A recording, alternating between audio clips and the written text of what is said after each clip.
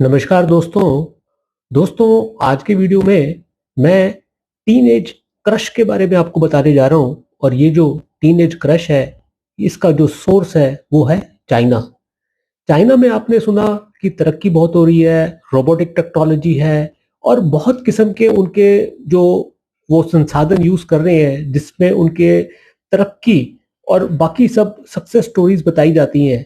उसके अंदर में एक बहुत बड़ा एलिमेंट जो वहाँ पे पनप रहा है, एक बहुत बड़ी जनसंख्या जिस मानसिकता के साथ में जन्म ले रही है, उसके बारे में कभी भी किसी को बताया नहीं जाता। आज मैं इस वीडियो के माध्यम से आपको ये बात बताने जा रहा हूँ कि यहाँ पे जो टीनेजर्स हैं, यानी कि वो बच्चे जो अभी 20 साल के भी पूरे नहीं हुए हैं, उनकी भी जो मानसिकता है वो किस किस्म से उनके सेक्सुअल ओरिएंटेशन को डेवलप कर रही है, किस तरह से उनके विचार उनको इस तरफ खींच रहे हैं, एक नया किस्म का उनका माइंडसेट शेप अप हो रहा है। आइए ये मैं आपको इस जन्म कुंडली से समझाता हूँ। ये एक लड़की की जन्म कुंडली है जिसने मुझसे कंसल्टेशंस ली अपने सेक्सुअल पार्टनर के बारे में जानने के लिए।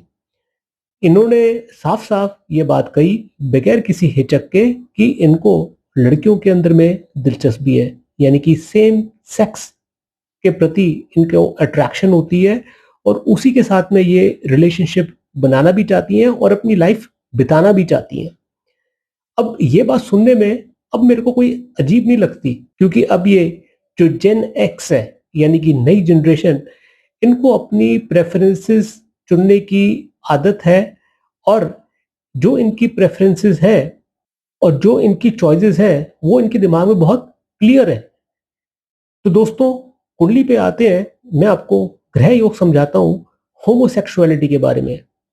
यहाँ पे ये एक लड़की की जन्म कुंडली है जो कि लिस्बियन है।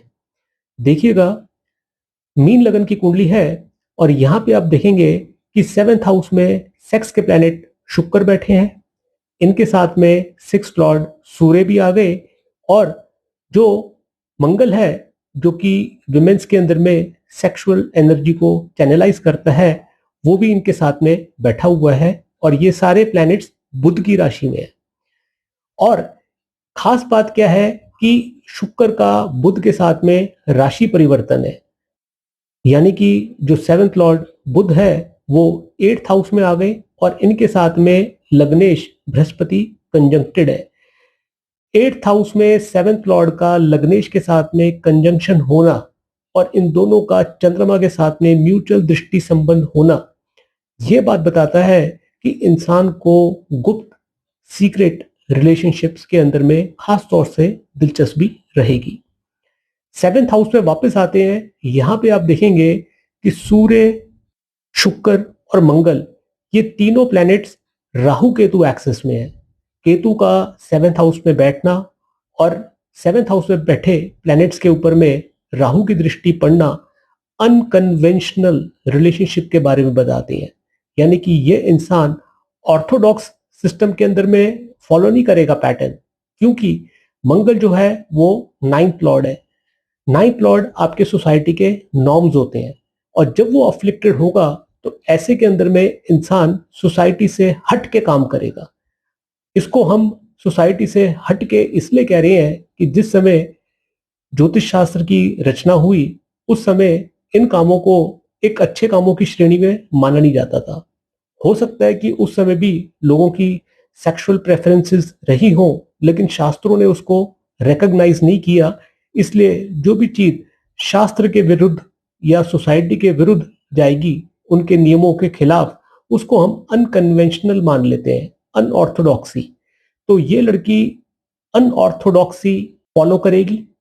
उसके साथ में एक वजह और भी आ जाती है कि जो 12th लॉर्ड शनि है वो 5th हाउस में आ गए आपके इमोशंस के, लव के, अफेयर के बारे में।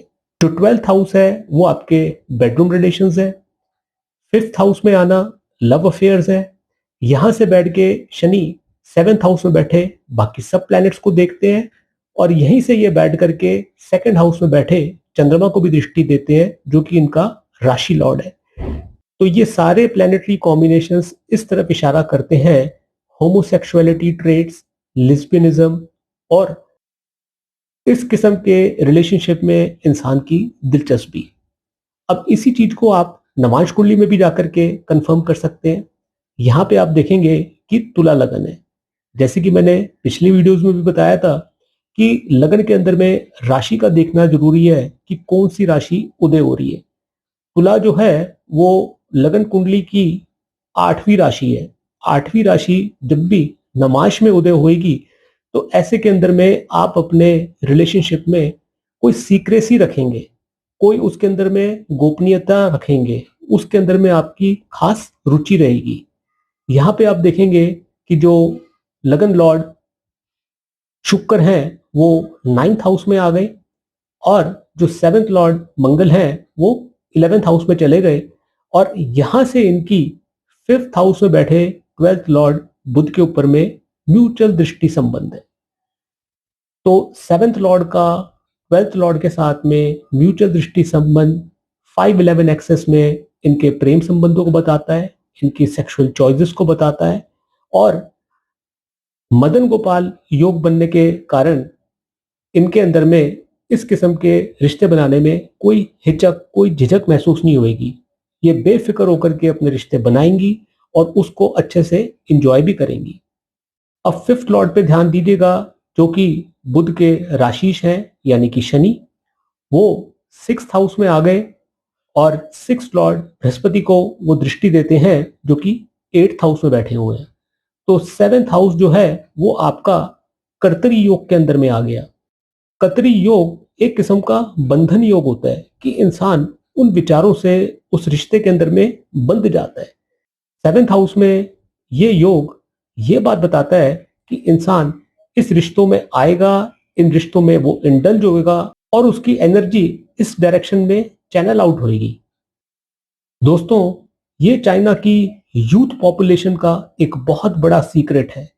उनका माइंड उनको किस तरफ लेकर के जा रहा है, रोबोटिक इंजीनियरिंग और जो देश की तरक्की है वो एक अलग सेगमेंट है, लेकिन उसके अलावा वहां के लोगों की लाइफ कितनी डिप्रेस्ड है, वो कितने डिप्रेशन में रहते हैं और उनका जो मेंटल थॉट प्रोसेस है वो काफी सिक माइंडेडनेस के साथ में चल रहा है। वो इन जन्मपत्रियों से ये बात समझ में आती है। इस वीडियो के बारे में आप लोगों के क्या फीडबैक है वो कमेंट सेक्शन पे जरूर आप लोग लिखिएगा। मुझसे जुड़े आपके कोई पर्सनल सवाल हो तो उसके लिए मैं अपने नंबर्स शेयर कर रहा हूं, कभी भी मुझसे आप कंसल्टेशन सेशन बुक कर सकते हैं। थैंक यू दोस्तों, नमस्कार।